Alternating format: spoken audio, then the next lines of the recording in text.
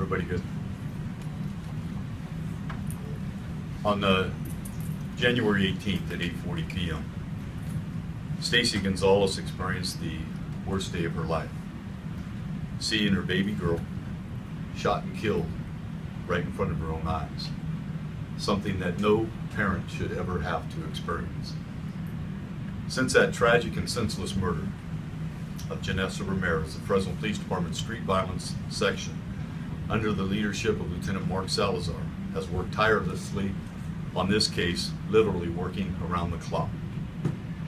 We've had as many as 40 detectives working on this case, as well as having the assistance of the Department of Justice lab team and the United States Marshal Task Force and the Gilroy Police Department. Although there is still some work to be done on this case, I'm pleased to announce the arrest of 2 individuals today for the murder of 9-year-old Janessa Ramirez.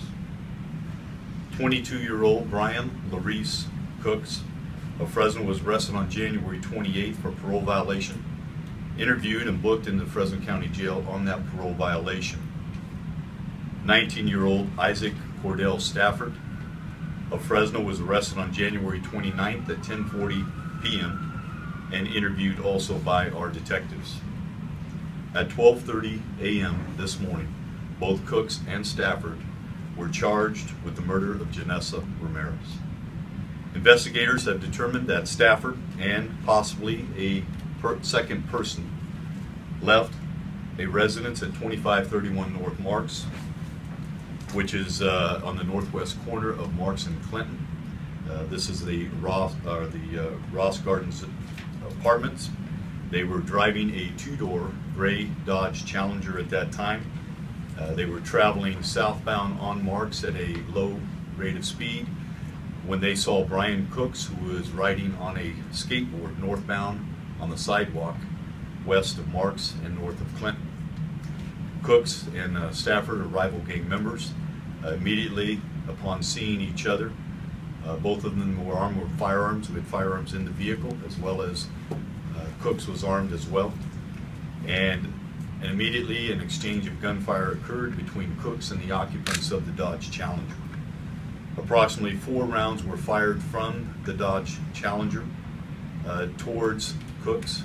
Cooks was crouched down behind a red vehicle that was parked on the street. All 4 of those rounds fired from the vehicle struck that red vehicle which Cooks was hiding behind. Cooks also fired at Stafford and the second person in the vehicle. And that happened to be the only round that was fired by Cooks.